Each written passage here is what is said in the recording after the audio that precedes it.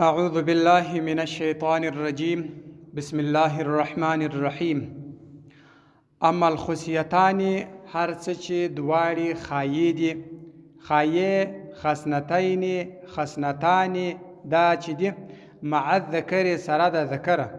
د ذکر سره خصنتان قال ویل دی بعضهم بعضی کلاهما دواړه چې دي عضو واحد یو اندام دي. ذکر او خصنتین دواړه چې دي دا بعض علما ویل دي چې دا یو اندام بلل کیږي دواړه. وقال بعضهم بعضی علما بیا ویل دي یعتبر معتبر دي کل واحد هر یو منهما د دې دوه څخه عضوا علیهدتن هر یو جلا جلا اندام، یعنی ذکر چې دی هغه جلا اندام او خصنتین چې دی هغه جلا اندام. دا د بعض علماء قول دی و هو صحیح، دا خبرم صحیح ده چې دا ذکر جلا اندام بلل سوی دی او خصنتین جلا اندام بلل سوی دی. دغه دواړه چې دی دغه قول صحیح قول دی. وکذا اختلاف او اختلاف دی فی رکبتی په زنګن کې دغه رقم مع الفخذ سره د ورانه په ورانه او په زنګون کې اختلاف دی. بعضی وای زنګون چې دی هغه د ورانه سره دا یو اندام بلل کیږي، بعضی وای دا جلا اندام دی. فقال بعضهم بعضی ویل دی کل منهما هر یو د دې دوس چې دی عضو اندام دی علیهدتن علیده جلا اندام دی. وقال بعضهم بعضی ویل دی الرکبه زنګون چې دی مع الفخذ د ورانه عضو واحد یو اندام دی. ولو سأل کچیر المنز وکي ورکبتاه زنګنونه مکشوفتان لڅو والفخذ ورنه مغطى پټول ورنه پټو زنګونه لڅو جازت صلاته المنز رواتي. بس په دا قول دادی کچیر دا یو اندام وبلل شي هم د المنز رواتي، یعنی کچیر اندام جلا وبلل شي دا فخذ وو دغه زنګون دواړه دا یو اندام شي، کچیر د زنګون لڅوي دا څلرم حصہ نه جوړیږي نو د دل منجایز. امراتون شذ صلات المنز وکي ورکو څلرم ساقها د پندې د دې مکشوف لڅوه تعيد صلاتها بیرته بدل منز را وګرځي. کچیر دغه پندې لڅوله د زنګانه سکشه ته دا پندې بلل کیږي، کچیر دا لڅوه څلرم حصہ د شجه د خپل منځو نو دا بیرته د المنز را وګرځي. وین کان کچیر اقل من ذلك د څلرم حصہ کم ولا تعيد بیا د نه را ګرځي المنز بیا را ګرځول نه غواړي.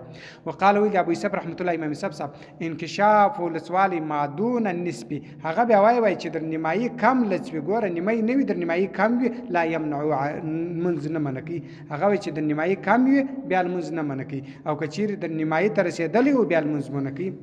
وعنه د فی نسبه په نسب کې یعنی په نیمایي کې روایتان دوه روایت دي. فی روایت په یو روایت کې لا یمنع نه منکی او فی روایت په بل روایت کې یمنع منکی، یعنی د سره بیا دوه روایت دي. والحکم حکم فی شعر په بیشتانو کې المسترسل چې راځړیږي دغه د شذ کوڅې و دغه دا چې دی والبطن او په نس کې او ظهر او په شا کې من المرأه د شذ والفخذ په ورانه کې کل حکم فی ساق په ساق کې کم حکم وو، یعنی کچیر بیشتان ښکارا چې څونه حصہ یعنی د بیشتان ښکارا سو نس ښکارا سو شای ښکارا سو ورن ښکارا سو دا څونه حصہ وای کل حکم حکم فی الساق په پندې کې کم حکم ول د دې ماغه حکم دی، یعنی هغه کڅلرم حصہ څخه کم ول منز په سیدی او کچیر در څلرم حصہ ول بیا المز نه دي.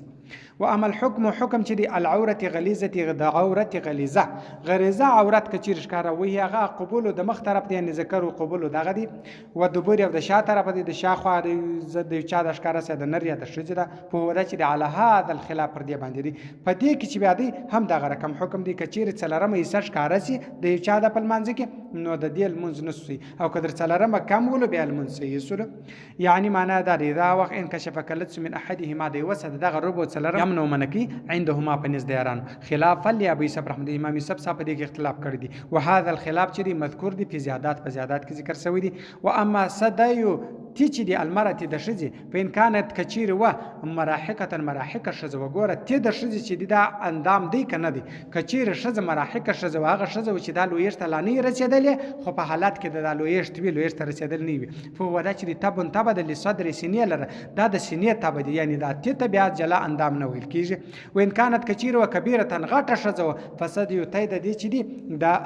اصل دی بنفس پخپل، یعنی پخپل دا اصل عورت ته هر ته چې دی پر اندام دی دا پر عورت بلل کیږي. کچیر د داتی څلرم حصہ لڅس ولا بیا د دې شجل مزنه دي سي. و فی شرح امام السرخسی په دې کې وای اذا كانت کچیر و ثوب جامه رقیق نرم و یسیف ښکار کدی ما تحته لاندې در دغه جامه لا يحصل نحسلج به په دې سره ستر العوره په دې جامه سره کچیر جامه نه و د یو شج بدن در ښکار کدی یا نارنه اغوستي و هغه عورت غلیظه چې د نارنه عورت دی د نو صدر زنګانه پوری دغه اندازه در ښکار کېدل نو په دې سره پټوالي د عورت نه حاصلېږي په دا نری جامه سره که چېرې هغه ښکاره کېدی. ومن هغه څوک صلی که لمونځ وکړي بقمیص په قمیص سره لیس نه و علیه پر ده باندې غیر بل شی یعنې بل شی نه و پر دې کمیصه باندې سربیره فلو نظر که وکړه انسان انسان من تحت لاندې رأى ویل د عورت فهذا دا چې لیثم بشی بل شی نه دی یعنې عورت کمیس یې اغوستی ولو بل شی نه ولو یعنې د کمیسه سماسي او پرتوګ یې نه درلودی نو که چېرې یو چا دا کمیسه لاندې دی ورته وکتل د ده عورت یې ولدي په دې باندې لمونځ نه خرابېږي دا یعنې شی نه دی ولې خو د ده عورت پټ دی که چېرې هغه سر لاندې کړي د ده کمیسه د ده کمیس لاسي ورپورته کړي ورته وګوري بیا په دې باندې د ده لمونځ خرابېږي نه.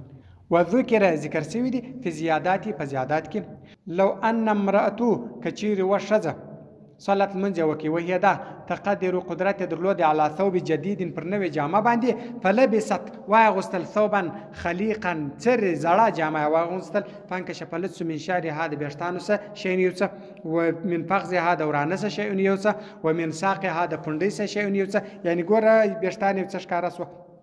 یو څه ورون ښکاره سو یو څه پنډۍ ښکاره سو وکانه و لو جمع که چېر سره راجمع کړي دا لږ لږ ښکاره کېدل دا راجمع کړي یبلغ رسېدل ربع ساقي و څلرم ته د پنډۍ لا تجوز بیا لمونځ نه روا کېږي لا تجوز صلاتها لمونځ نه دی روا. اما العورت عورت چې دی من الامت د منځ په ما هغه هي چې عورت هي هغه عورت چې عورت من الرجل د نارینه د منځ هغه عورت دی چې د نارینه کم عورت دی و بطنها نس د دې و ظهرها شا د دې عورت عورت یعنې د مخ خوا نس خوا د شا خوا د عورت اوس لاسونه لیچونه ښکاره او پروانه کې پنډۍ ښکاره او پروانه کې خو نس و یا سر ښکاره او پروانه کې خو نس و شا او نور عورت د نارینه رقم دی نس و شا هم ورسره عورت دی ایضا دغه رقم.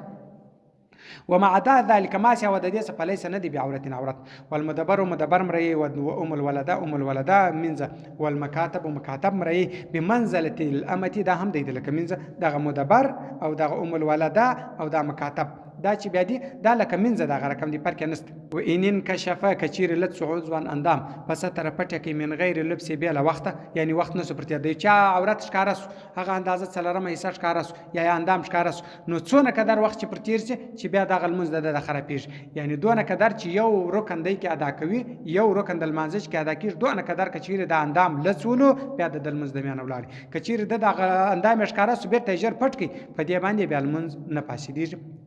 من غیر لبس بیله وخت تیرېدلو بیله درنګه لا یقدره ضرر نه رسي وینا دا که چېرې ادا کوي معهو د دغه سره رکن یو رکن که چېرې په دغه حال کې ادا کوي یا اندام یې ښکاره و هغه عورت یې ښکاره و یفسد فاسدی صلات المنځ ده. و ان لم یؤدي که نه کوي ادا رکن یو رکن که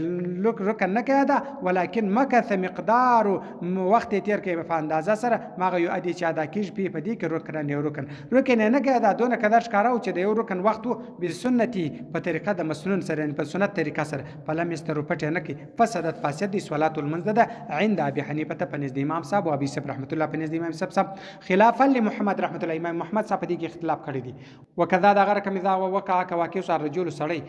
للمزاحم د وجه د رش د ډیروالي ډیر رش دی ځای نسته په صفه په سب کې نساء د شذ د بل ځای د ډیر رش د وجه د رالی د شذ په سب کې ودرېدي او وقع یا واکیس امام الامام د امام ومخته ودرېدي د امام مخته او رفع یا پورته کې نجاست ثم ورست القا بیرته وغورځوي نجاست پروت دی را پورته کې بیا وغورځي فعلى هذا الخلاف پر دې باندې خلاف دی کچیر دغه سړی د شوز په سب کې چې ودرېدي دا یو رکن قدر کا ودرېدي د منزلاري او کچیر دغه سړی د امام ومخته چې دی ودرېدي د رشته وځ سلطه ولاړي دلته کا ودرېدي یو رکن قدر کدی ودرېدي د منزلاري او کچیر د نجاست پورته کړي یو رکن قدر د پورته کړي د منزلاري بس دا ګټ خلاف چي دا پر دا ترتیب باندې دي. ومن هغه څوک لم یجد کنه کې پیدا ماغه استرو چې پټي بي په غسر العورت او عورت د شینو چې عورت په مټ کې سوال المسجد کې قاعده په ناز سره به ایما په اشاره سره کما ذکرنا دا بیان مخکې هم درته ذکر کړی دي پر هغه ترتیب باندې دي دا غیر کوم کې نو کچیر شي نو. اما شرط الرابع آمنت بالله صدق الله العلي العظيم وصدق الرسول النبي الأمي الكريم ونحن على ذلك من الشاهدين والشاكرين والحمد لله رب العالمين.